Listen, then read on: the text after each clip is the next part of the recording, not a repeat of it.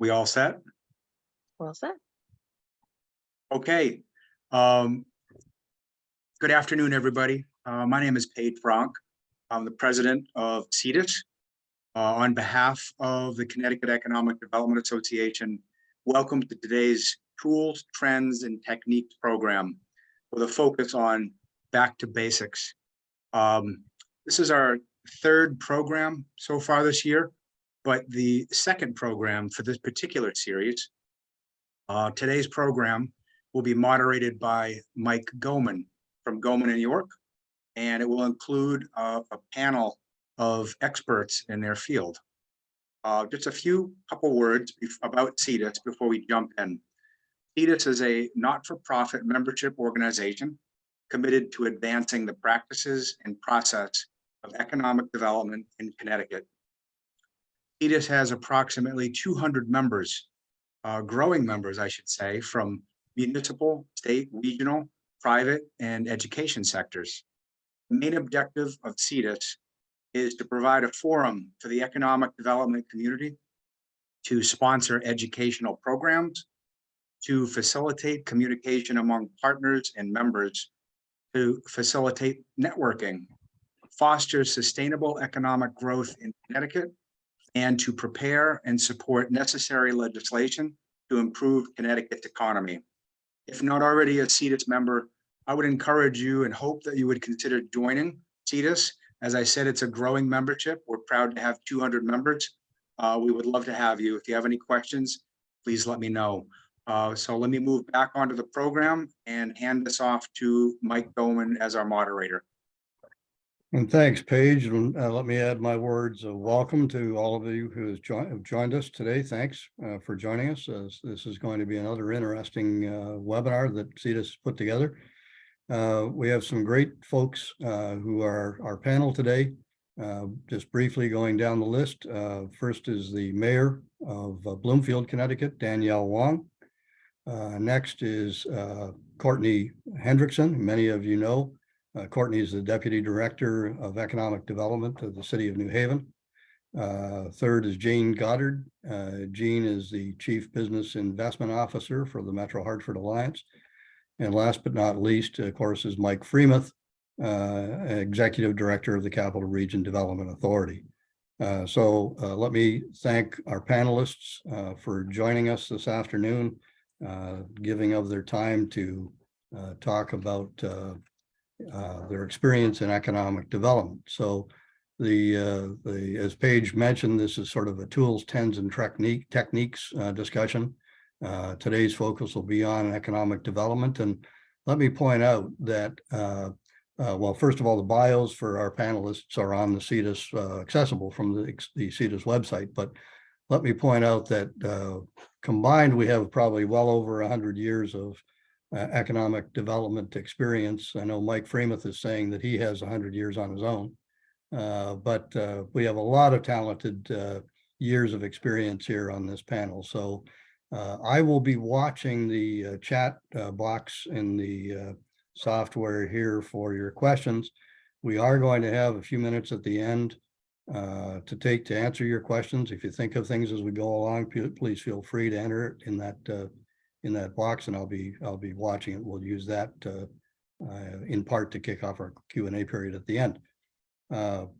So again, thanks for joining us.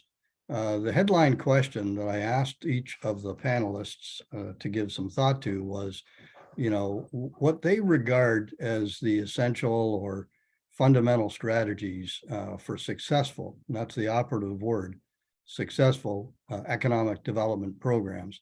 I think all the people in this audience probably have had some level of similar experience where we've seen lots of great ideas and great economic development strategies, and some of them work, many of them unfortunately don't work.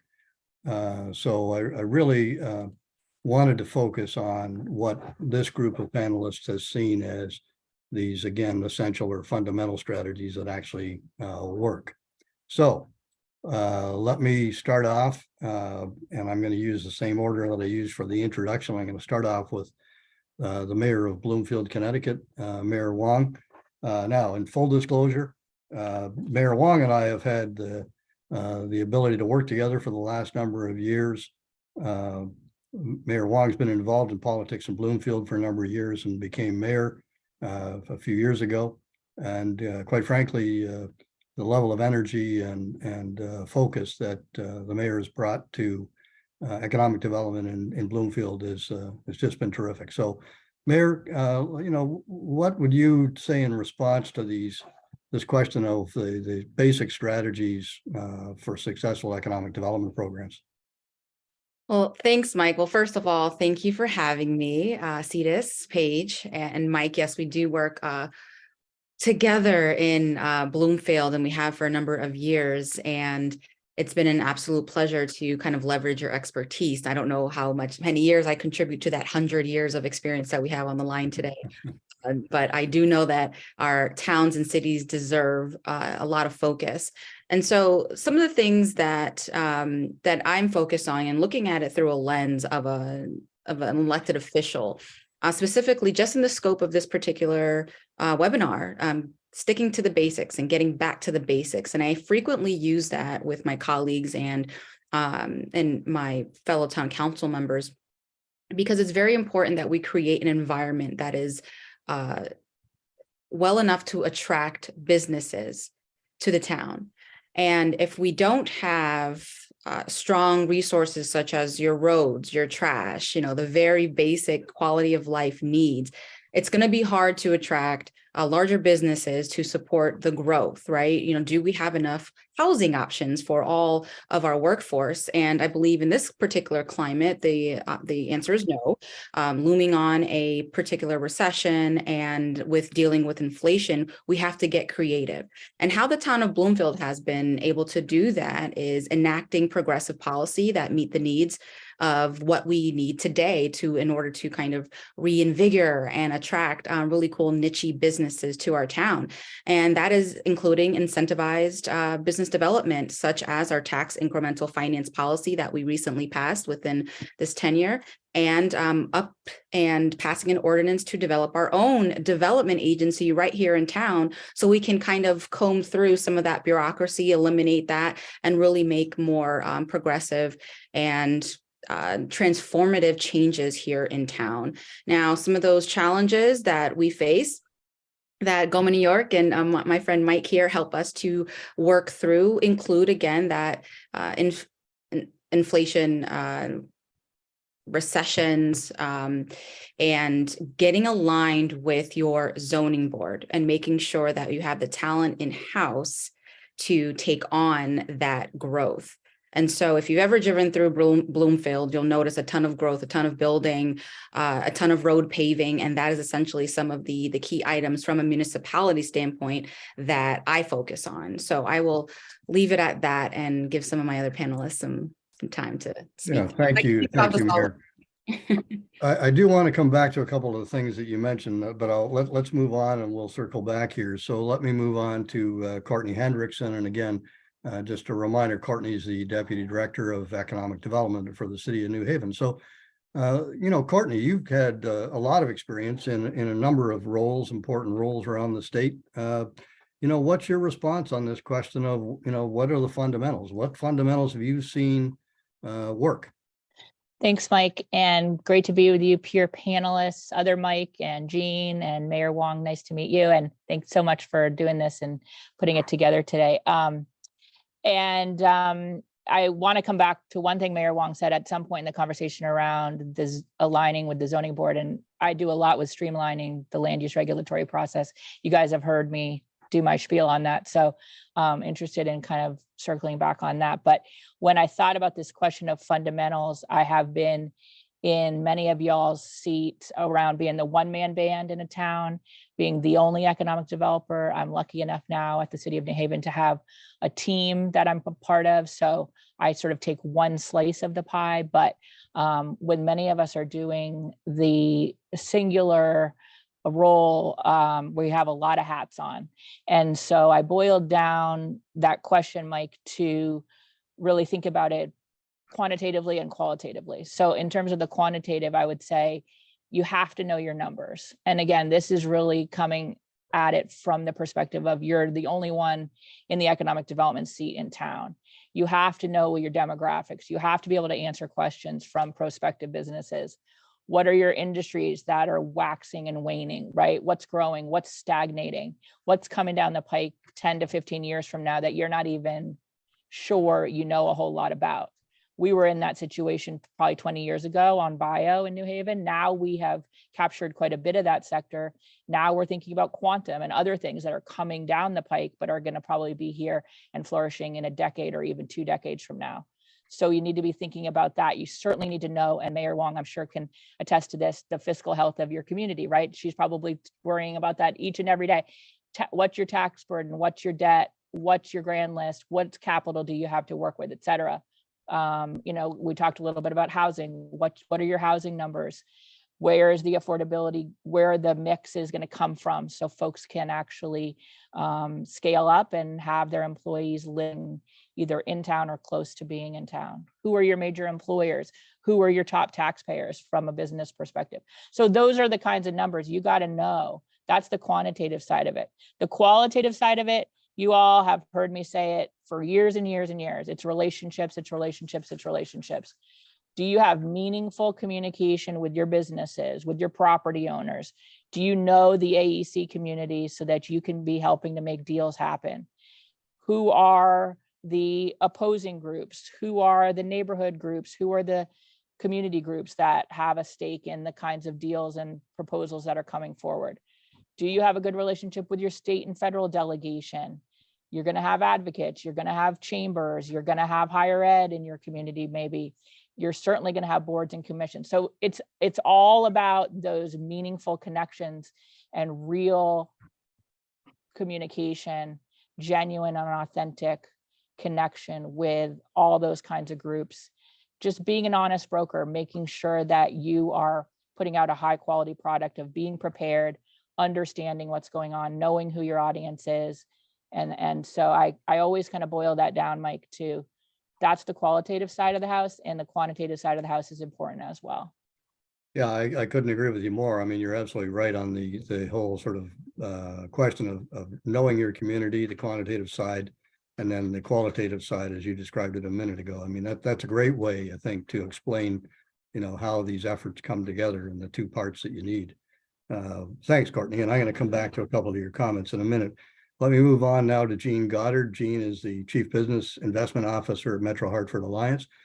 Jean, you come at it from a little bit of a different perspective than the previous two speakers. Both the mayor and Courtney have sort of worked in towns, although Courtney's worked on both on the state level sort of role as well. But I guess you come at it from more of a regional basis. So let me start with the headline question. What have you seen that works? What are you a big fan of? Oh, my focus, like as you mentioned, has been mostly at the state and regional levels. So for me, in the communities and the companies that I've worked out with throughout my career in all parts of the country, has been really on focusing your economic development strategy on primary sector jobs. Those head of household jobs that are going to actually drive the community and drive economic activity, rather than focusing on, retail or other amenities. Many communities focus on those areas because that's what voters go after, or that politicians jump on because somebody came in and say, I want a Panera Bread in my community, or I want a new Applebee's. But neither of those businesses, or most businesses, will not locate in a community unless they have the traffic counts, or they have the demographic, based upon populations, breakdown of men, women, college students, income levels. They won't go to a community without those. So if you don't focus on the primary sector jobs, those that are creating real wealth in your community, those head of household jobs, you're limited on your growth. Great thing about primary sector jobs is for every dollar that those businesses add to local government through their grand list or through taxes, they only utilize about 60%, maybe up to 70% at the max of those dollars. So they don't cost a business or a community as much as a residential unit, which tends to, for every dollar that they bring in, costs a local government about $1.30 $1.35 to $1.43. So it's focusing on those jobs that are generating that grand list and creating that wealth. And it could be, and if your community does not have the infrastructure or does not have the, whether road or water or available land to support something like that, is how you can partner with your neighboring communities to provide the amenities so that they can be successful as well. In other parts of the country, some regions do tax-based sharing. So if a community has a larger commercial industrial tax base, they share some of that or a portion of that with those communities that are around them that have more residential or retail or provide other amenities that are needed by the business structure. So, from what I've seen and the work that I've done, is those successful communities are one that are focusing on those jobs. And Courtney mentioned a lot of things that are important, that are part of that process to understand and who to work with. Throughout my career, I've always said that economic development people like myself are our bane to our life, or our evil side is those that are planners, because they're taught to say no, or even worse, maybe. Economic development people are taught to say yes. And so figuring out how to help your planners and your zoning people to say yes is a very important part of our lexicon and our ability to get things done. Thank you, Gene. I mean, we live in both worlds. We live in the world of the zoning planning officials, and also in the world of economic development. And you're absolutely right to highlight the differences in responses that you can get from both. I love the description of the importance of head of household jobs. That's, I think a lot of times the average taxpayer doesn't think of it that way. I mean, we did a session in a town in Connecticut not long ago, and one of the audience members said, all we need in town is to have a Nordstrom store.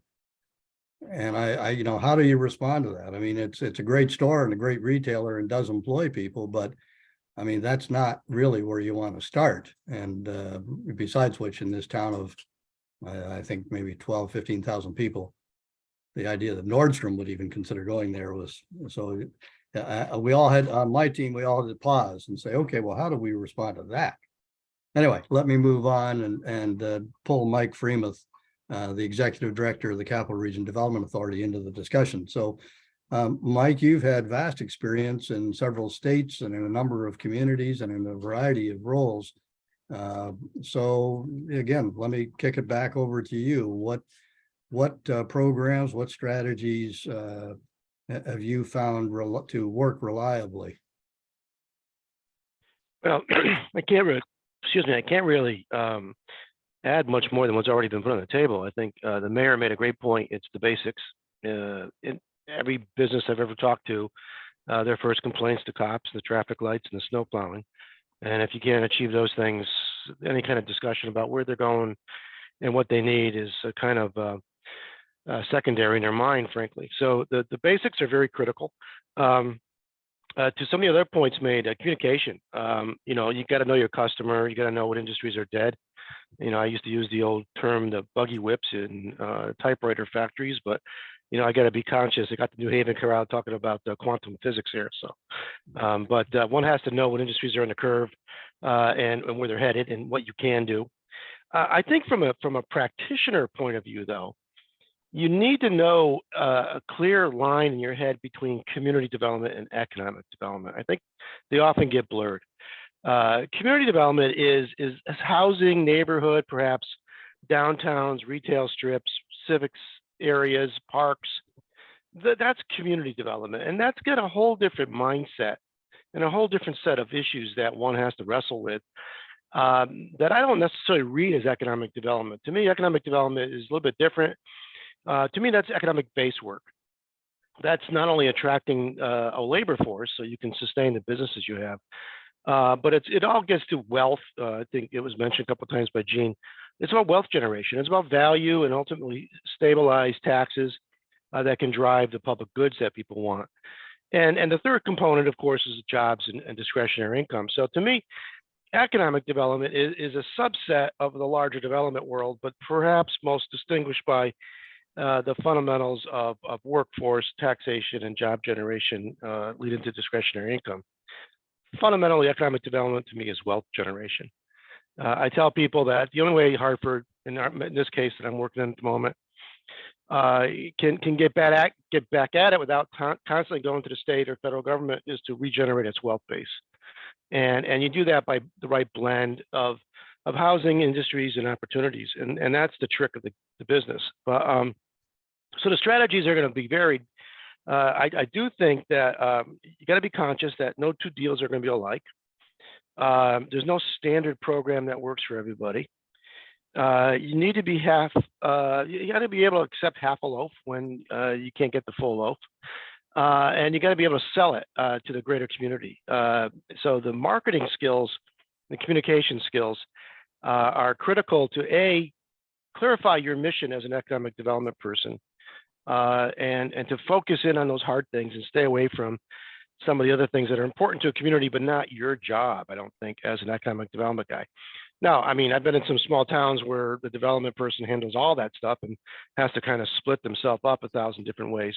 But in reality, if you're talking about economic development, I would caution you to stay away from some of the neighborhood fights and some of the other issues and focus, to go to Gene's point, on the fundamentals of your primary business areas. The only other element I would add to all the comments that were made is you should also know your transaction agents.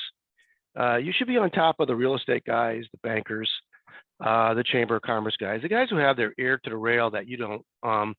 It helps a lot just to know what the chatter is, so you can get to someplace. And frankly, the only other piece I would say to this is there may be times when you can't help, and it's a lot better for you and the business to sort of lay that up front, saying, "Look, we just can't change that.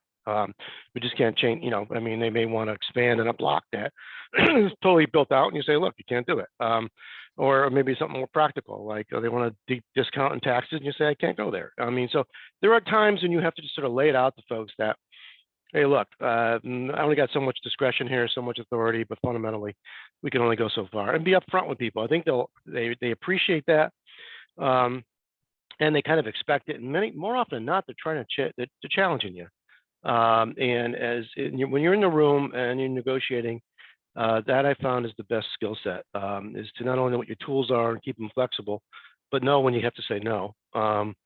So to me, there's three components. We've all mentioned them, but in my mind, they're pretty clear.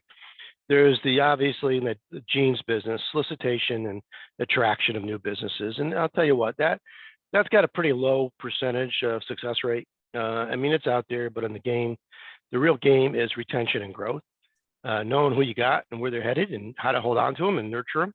And the third piece, which we talk a lot about, is the innovation, creation, worker place stuff. You need all three components. You need to know how to operate in all three components. And you have to recognize that depending on who you are, when I was in Stamford, attraction was easier than when I was in Bridgeport. But when I was in Bridgeport, working with small businesses and helping them grow was a hell of a lot more properly received by the administrative structure, the city government, and the population than it was in Stamford, where people didn't care as much about that. So you got to know your community, you got to know its niche, and you got to sort of keep your mind split amongst those three aspects of the business. Good, thanks, Mike.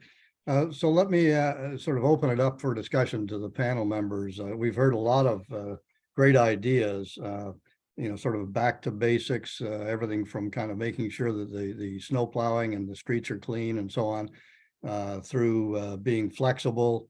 And, Mike's comment about knowing your transaction agents, I love that. I mean, that's just great advice. So opening up to the panelists, any initial comments? Courtney, you've had an enormous amount of experience in this, and a lot of these topics touch on things you've done. Any reaction to some of the input here?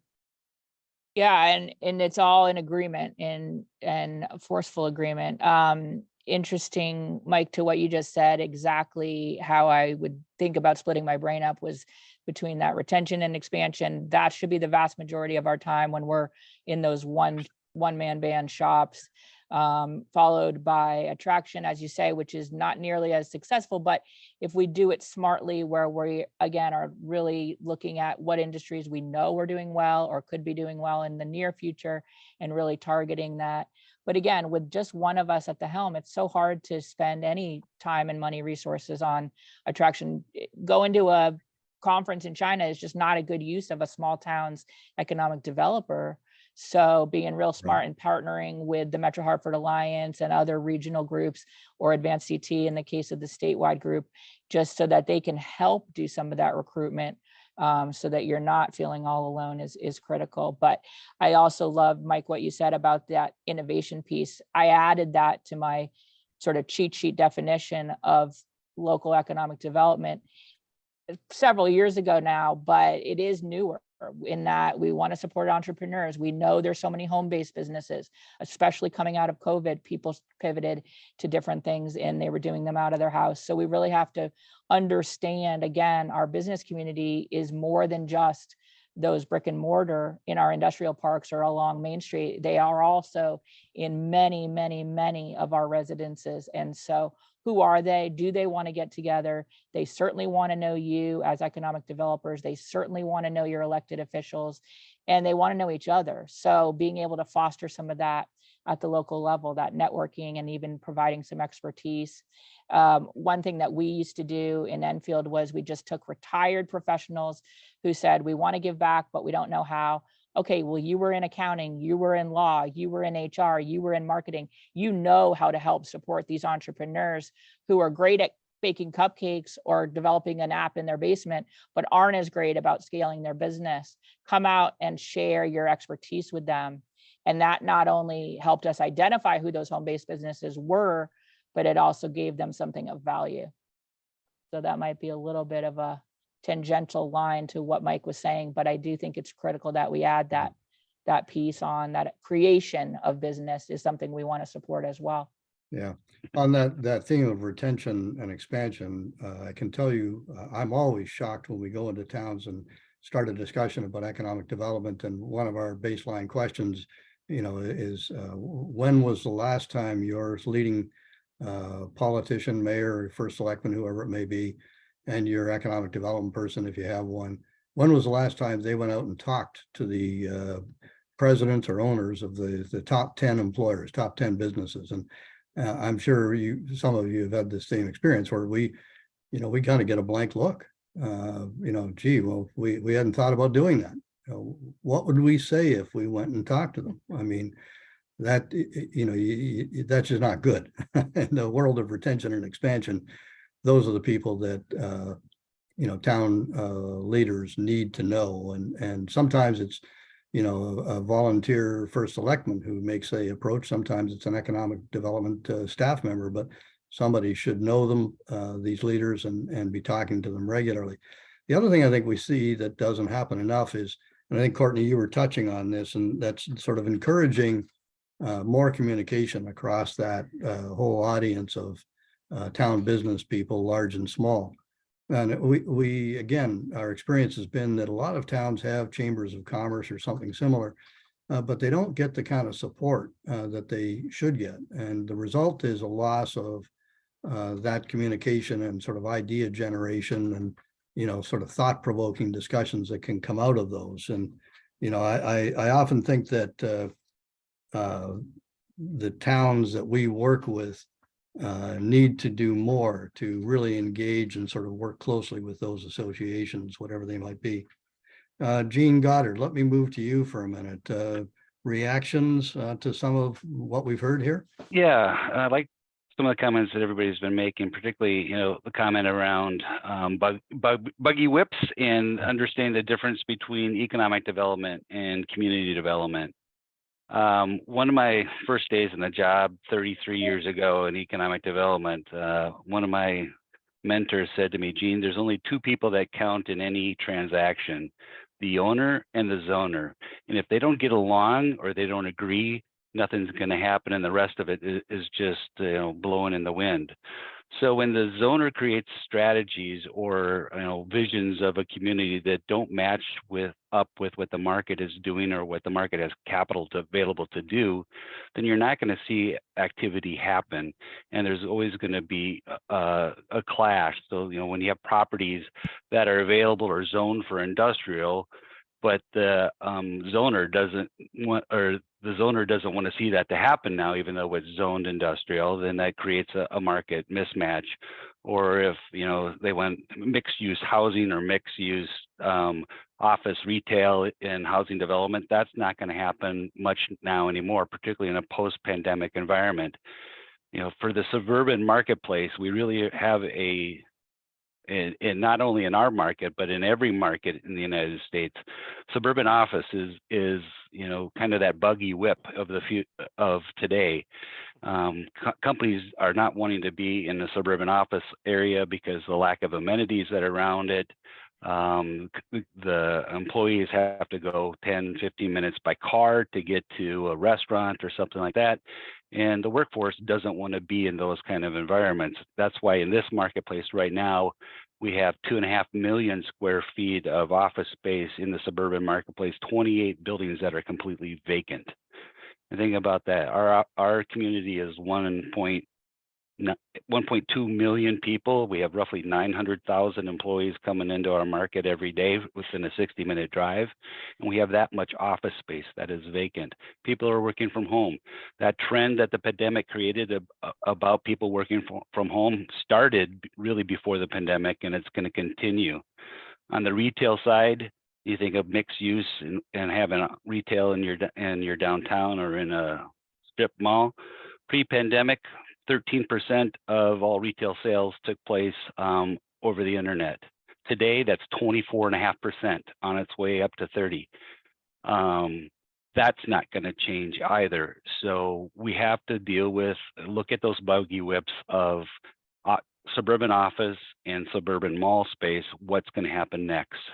And thinking about how economic development strategy and mindset can match up or partner with the community development mindset within a town to solve some of those issues.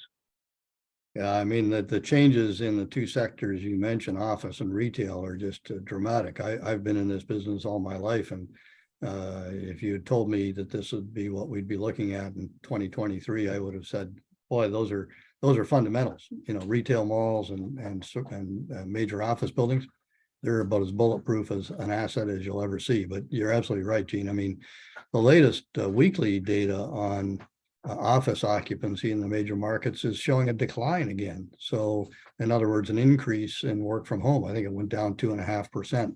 Office occupancy went down 2.5% in the last weekly data. On the regional mall basis, I mean, the regional mall values, we looked at one just recently. It went from almost $500 million in value down to 30 million in value. So, the buggy whip analogy is a good one. We all know industries like that. I mean, think of the film camera industry and its value to, I guess it was Rochester, New York, where Kodak was. So, I think as communities, we have to be mindful of what's going on. I think several of the panelists mentioned the importance of staying in touch with your businesses and staying in touch with how their business is going.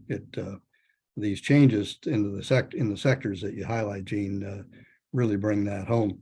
Let me go to Mayor Wong. So you've listened in for the last 20 minutes or 15 minutes to a lot of people experienced. Any reaction, any initial comments to it? Yeah, absolutely. So just staying in that same vein of kind of office space, community development versus economic development. I think there was a recent article or a recent story about Cigna. Cigna is one of our biggest taxpayers in Bloomfield.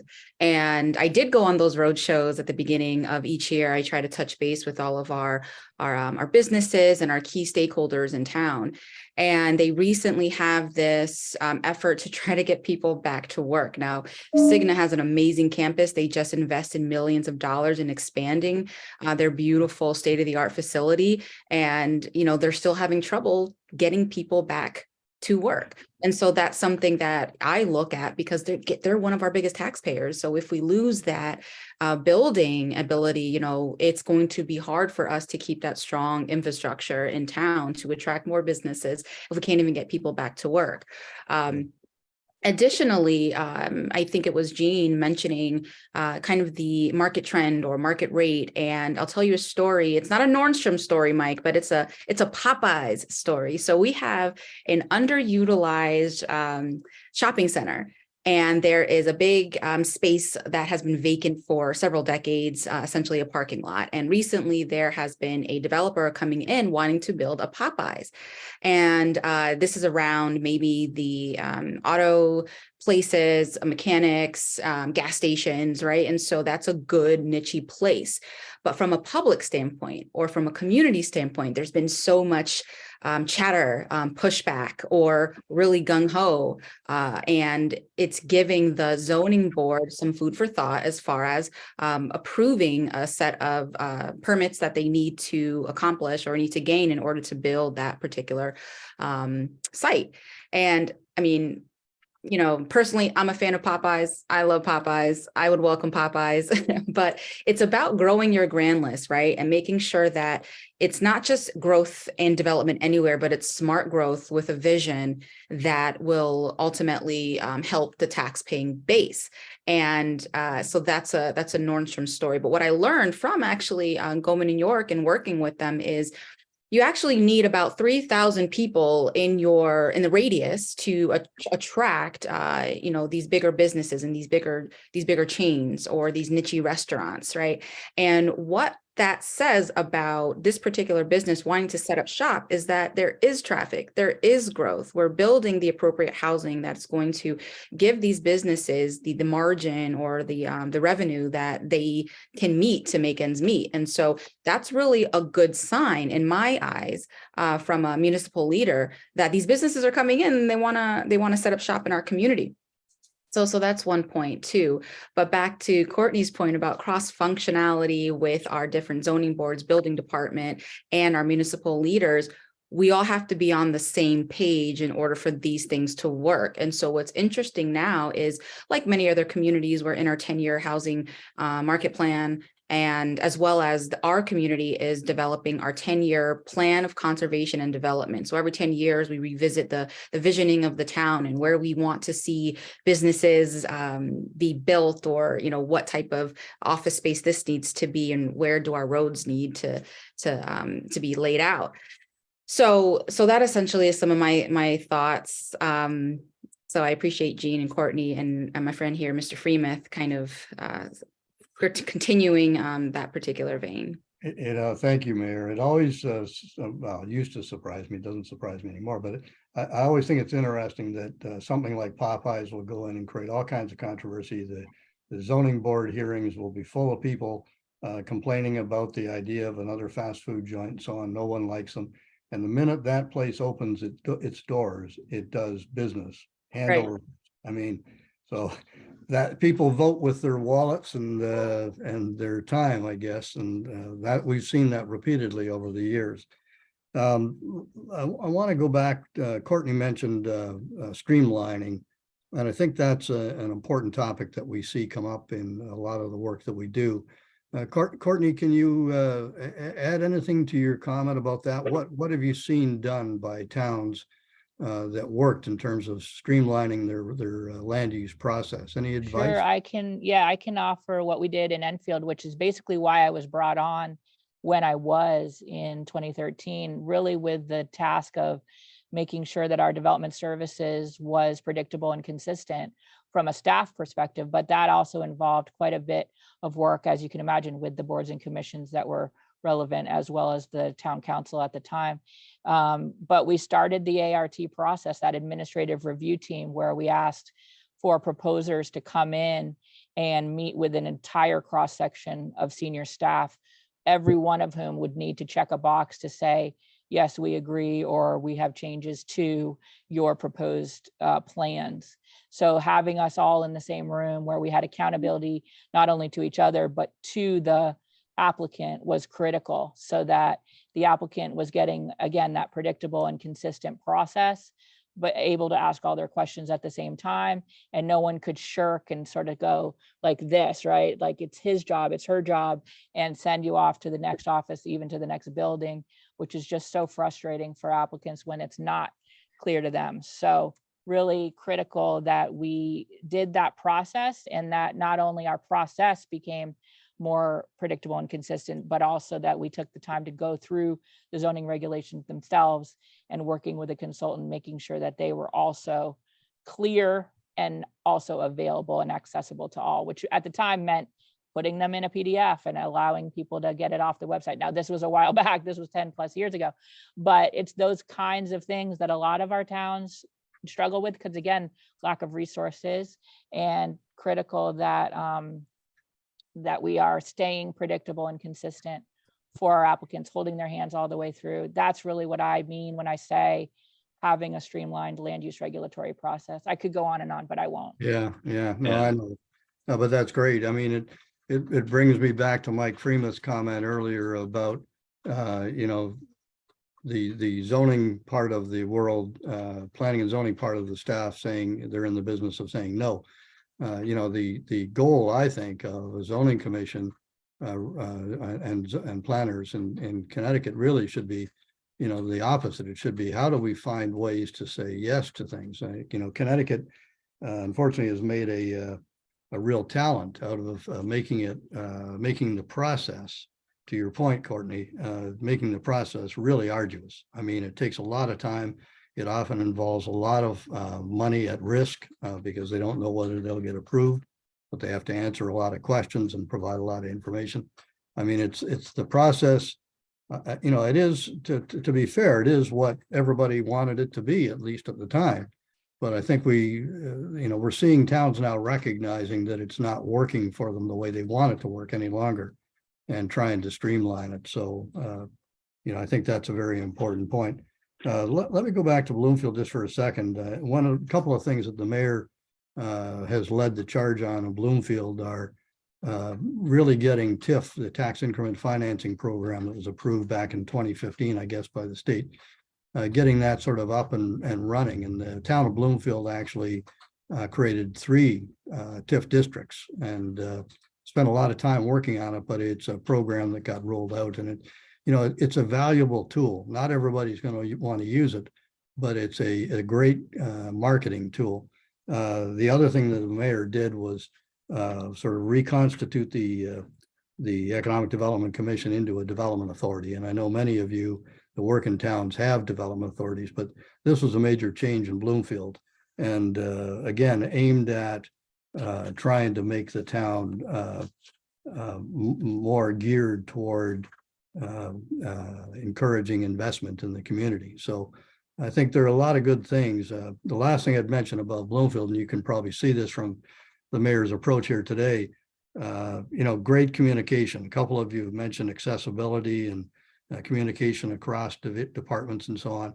And the mayor has very much led the charge on that in Bloomfield. And I think that's a great example of what can be done in towns, just simply by, you know, a difference in leadership and sort of showing them a different way to do it. Let me come back to Freimuth for a minute, Mike Freimuth for a minute. Mike, you know, you were very eloquent on sort of some of the issues being flexible and retention and expansion. You know, I think those are themes we don't see played out, particularly the flexibility. Have you seen changes to picking up a little bit on what Courtney was talking about? Have you seen changes to the process which introduce more flexibility? Have you got some examples you can share? Actually, what is being discussed right now in the legislature is the MRDA, the municipal, I'm not even sure how the acronym works, but redevelopment authority of some sort. The idea being to mirror what CRDA has been able to do in other communities in the state with a similar tool. And what CRDA is, we don't have a quote unquote program. We have a funding pool, and we move our money into the best definition of helping the project as we can define, without forcing the project to go into our program. So we don't run competitive cycles. We don't run reading and ranking exercises. We basically work more along the lines of bank would work. Comes in, you got a problem, need X dollars. How do we get it there? That kind of flexibility in program design comes on an individualized basis. Not every deal is the same. To go back, not every problem is the same. Some projects cost more to rehab on a per square foot or per unit basis than others. And you just have to deal with that, whether it's environmental issues, age issues, historic issues, or just different periods in the economic cycle. So we don't force any one project into our program saying, this is what we do, this is what we offer. And if it fits, we'll score you. And if it doesn't fit, well, good luck to you. That kind of approach has worked for us in downtown Hartford for the better part of the last 8 or 9 years. And they're trying to mirror it now into the MRDA structure. So yeah, I see a little evolution. There's always the very restrictive programs that, CHAFA will run, the tax credit that's governed by federal rules and syndications and court filings and all kinds of crazy stuff. And we'll tell you those when we can. And there's obviously individual programs at the ECD and DOH and other places that are programmatic, and everybody kind of plays in the same pond. And we'll try to use those. But I find the most applicability, the most creativity, and frankly, the most solutions are when we try to define the very narrow definitions of the final problem and hammer our program or project monies into it. That kind of flexibility probably is going to get a little second life of sort of a 2.0 if this MRDA can get launched. Statutorily, it does exist, but it hasn't been funded. And there's a proposal in the governor's budget to fund it, as well as some monies in the capital plan to help fund projects. And it'll be somewhat of a birthing process if it gets through the legislative gauntlet to get it operating. But I think the kind of flexibility, that kind of what's working in New London is different than what needs to be done in downtown Hartford, and that's different than what Waterbury may want on Thomason Avenue. So I see that evolving, and I think that's probably a good news story. Getting it through the legislative gauntlet is still somewhat of a challenge. So I as far as mean, legislative, as far as land use though, Hartford adopted a pretty flexible new zoning code. And the most flexible of them one is the parking ratios, where they basically eliminated them, which is heresy, I know, in some towns. And it allows the marketplace to determine it, whether it's the tenants and their demands or the banker and his financing underwriting push it, as opposed to any one particular formula coming out of a land use book. And we've had a lot of success with that because, it's funny. You can price parking. People are willing to pay more to be close, and willing to pay a lot less to have it tucked away and around the corner. Some like surface lots, and some like garages, and some don't need it. And why would you build all that into your economic model if you don't have to?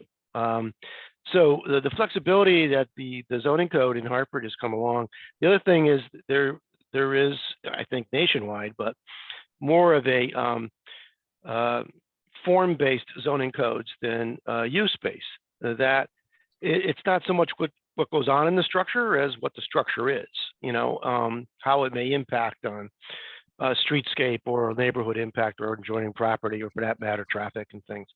So it's being driven more by a comfort and a reuse concern of older properties, as opposed to any strict formula. You got to have a store here and a house there. So I see both those trends working. We're playing with both of them in Hartford, and I think we're having a little bit more success than we have in the old categorical approach that historically has been employed here. Yeah, I mean, I think my perspective is CRDA has been incredibly successful in getting done what you've been able to get done look, it's a difficult market statewide with the lack of population growth over the years and so on. But I mean, the role that you played, and you mentioned it a minute ago, Mike, that sort of a bank, I think was the way you referred to it as. And at the end of the day, what it's been is through CRDA, the government stepping up and helping to make projects that maybe didn't pencil out very well when they were first conceived. And then CRDA's involvement got them to the point where they made sense. And I mean, you know, a few of you that have worked with us before, you know, we have a sign at our office that says it has to make financial sense. And everything that we think that gets done because it makes financial sense. All the other ideas are great, and there's a lot of good reasons to do things, and not everything comes down to a bottom line. But when you look at the track record, the ones that get done tend to be the ones that make financial sense on some level. So I think CRDA has really been an important, you know, being the key contributor to what's the improvements that have occurred in Hartford over the last number of years. So let me go sort of open up so we've got about 3 minutes before we go to Q&A. Gene, let me call on you and just, you know, you've been listening there. Any comments here as we start to wrap up? Yeah, a couple things. I'm real excited to hear what Mike just said about this MRDA Yeah, I agree. organization. In my short 4 years here, Connecticut, the one piece or one tool that seems to have been missing is a development authority that can do what Mike does on the housing side, on commercial or industrial property side, to take blighted properties, clean them up, and get them back onto the marketplace for a minimal cost. You know, many marketplaces, metro areas across the country, they use like a port authority or something like that to clean the property up and sell it back to the market for $1, and then, you know, pay for those costs of cleanup over time by selling bonds to make the property ready for redevelopment. So I'm excited to hear that, Mike. I like a lot what Courtney said as well. One other piece to add to that is that communities that are successful really look at their economic development process and try to take the cost or the risk of time and the risk of money away from the developer. So developing a process, an expedited process, or a process that they know and can understand that what it's going to be like, so there's no surprises that 2 weeks or 2 months down the road and they're getting ready to do a project that something pops up. So some of that can be done through the development of a shovel-ready sites program, where you just take one property, regardless of the size, whether it's 5 acres or it's 50 or 150 acres, but plan that site so that you can so a developer can come in and go from site decision to construction in 60 days or less. So having everything in mind so that you've already gone through the zoning committee, what type of building, Mike Goman, you mentioned, you know, design rather than what's happening inside the building. So you have a design approved, whether you want, you know, concrete tip up, or if you want, you know, steel, you know, allow steel or whatever, that you've got that plan, that you already understand what the traffic counts are going to be, the curb cuts, where you turn left, you turn right, where a stoplight's going to be, what type of ponding would be required on the development, or sound decibel levels that's going to be allowed, so that, or in some communities, you know, how you're going to deal with moving the zebra mussels or some weed that might be growing up there, that or how you're going to you know, deal with OSTA. Those are things that you need to get done now before you even start a development process, so that you're ready to go.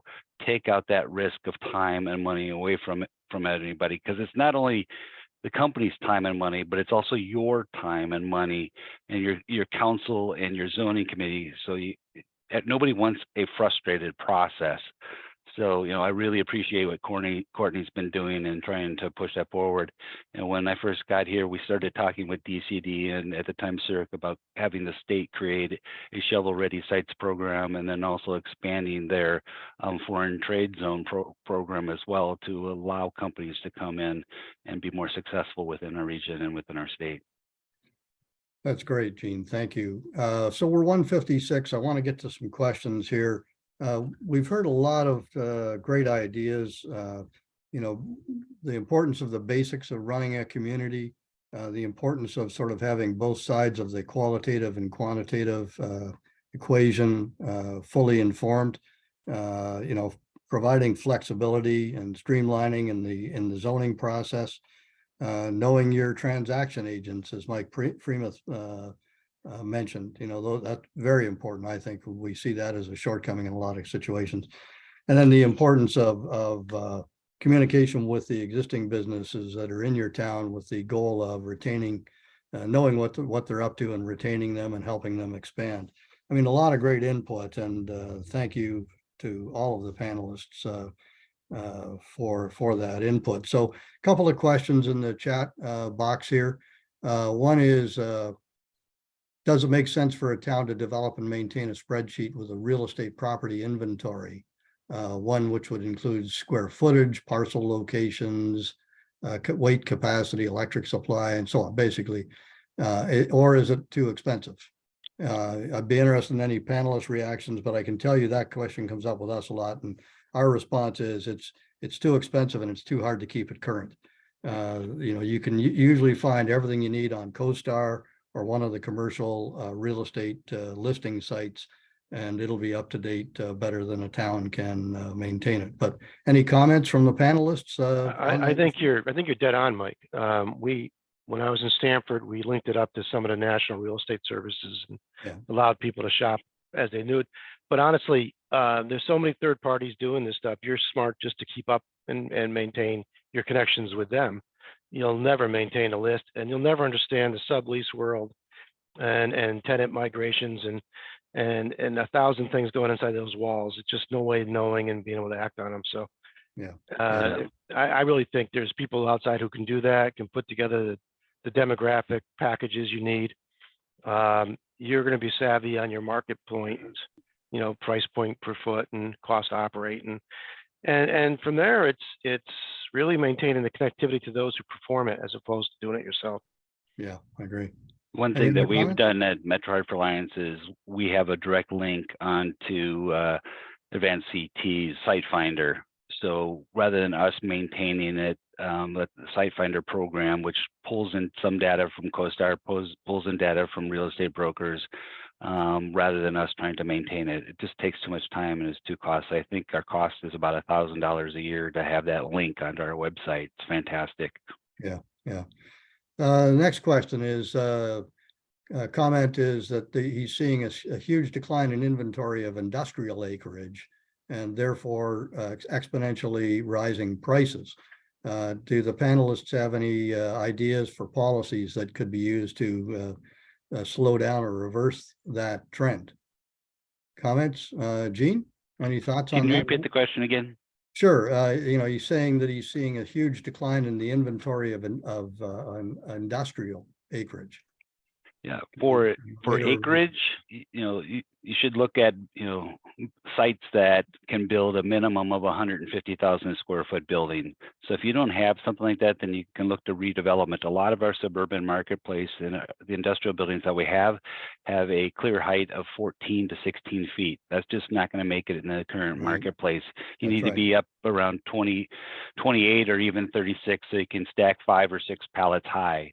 So your philosophy should be focused more on redevelopment of existing properties if you don't have amount of new development that can take place. Yeah. Yesterday's opposition to regional mall development has become today's opposition to large scale warehouse industrial development. I think that's part of what's driving it. Courtney, any comments on the just to reiterate the hotness of the industrial market right now? I mean, I think we all see it, and I think we all struggle with the highest and best use for properties in our community when Amazon and others like it want to come in, and we have properties that could be that and or could be something else. We're always looking to balance the idea of getting that commercial tax base secure right away versus long term. Does it make sense to hold on to it and do something else with it that might provide a better use? To Mayor Wong's point, what's the best mix in the community going forward? Is it that Popeyes? Is it that Amazon industrial warehouse? It might be. Or is it something that's more of a incubator setting or a research and development setting for a future sector coming up? Yeah. Mayor Wong, any reaction? I mean, the town of Bloomfield worked hard to attract and successfully attract the Worldwide Distributing, which is Trader Joe's warehouse and logistics and commissary and everything. And that's almost, my recollection is that building's almost 1 million square feet, and about 1,000 jobs. But any initial reaction to this lack of availability of industrial land? How do municipalities feel about that? Yeah, I think like right now we have on the table a mega warehouse that is pretty large that wants to come in and set up shop in Bloomfield, but we have a lot of community competing interests such as environmentalists saying absolutely not. This is going to do damage to our town. We've set these policies in place and these resolutions to make sure that we move away from, contributing to our climate chaos environment that we have here. And so while we welcome, we have these zoning spaces that are zoned for industrial businesses, is a mega warehouse something that falls under that? And the answer today is no, because they have to seek additional permits per our current laws and charters of their zoning board. But that's a zoning board decision. That isn't a town council decision. So that's something that, again, to Courtney's point, we have to continue to streamline and decide if the vision for the future of our town, are we on the same page? And that's kind of where, my role as mayor to make sure that all the stakeholders at the table to have a robust conversation and be aware of, what's coming down the pike. So those are my thoughts there. I mean, the reality is that the north central Connecticut region location between Boston and New York and the access to several interstate highways just makes it a natural for large scale wholesale or warehouse distribution logistics facilities. So I think that's where market demand is coming from. And I guess we'll just have to wait and see how all this plays out. We're a little after 2. We have one late entry on the question was the future of mall retail versus suburban downtown retail, and about suburban residents wanting to be able to shop locally and not so much in the mall. I mean, I think the big driver of that, and this is an area that we know pretty well, a big driver of that trend tends to be work from home. People are at home during the day, or at least a fairly high percentage of people are at home during the day. They want to run out at lunch to do some shopping, but they don't want to make the half-hour, 45-minute trip down to a major regional mall. So they want to shop locally. We can see that in Placer AI data on traffic trips during the day. We just don't see the commuting traffic that we used to see, and we also see an increase in what I was describing a minute ago, which is sort of the lunchtime trip to the shopping center. So I think that is going to have an impact, and I think it's certainly got something to do with the decline of regional mall retail, and it's another story. We'll have to wait and see how it all plays out. Anyway, we're over time here. Please join Mike, if I me. could make a couple closing comments. Sure. I want to thank everyone for being on the session today, but also remind people we have 2 upcoming CEDAS events. One is tomorrow, dealing with our best practices program. It'll be our 3rd year of the program for municipalities. So that webinar is tomorrow at 1 o'clock. If interested, go onto the CEDAS website and register. Second event, Spotlight on Main Street. We are partnering with Connecticut Main Street program Thursday, April 27th in Torrington. That should be a great event. 4 o'clock presentation, 5 o'clock walking tour, 6 o'clock reception at Sawyer's Restaurant. Go to our website, you'll find out more about the events. Thank you. Thanks, Paige. And let me just add my words of thanks to all the panelists. We appreciate your time in preparing for this and joining us this afternoon. Great discussion. I wish we had more time, but I think we got a lot out of the hour that we had available to us. So thanks again, and thank you all for joining us. We hope it was helpful, and please join us at the upcoming CEDAS events. Take care, everyone. Thanks, guys.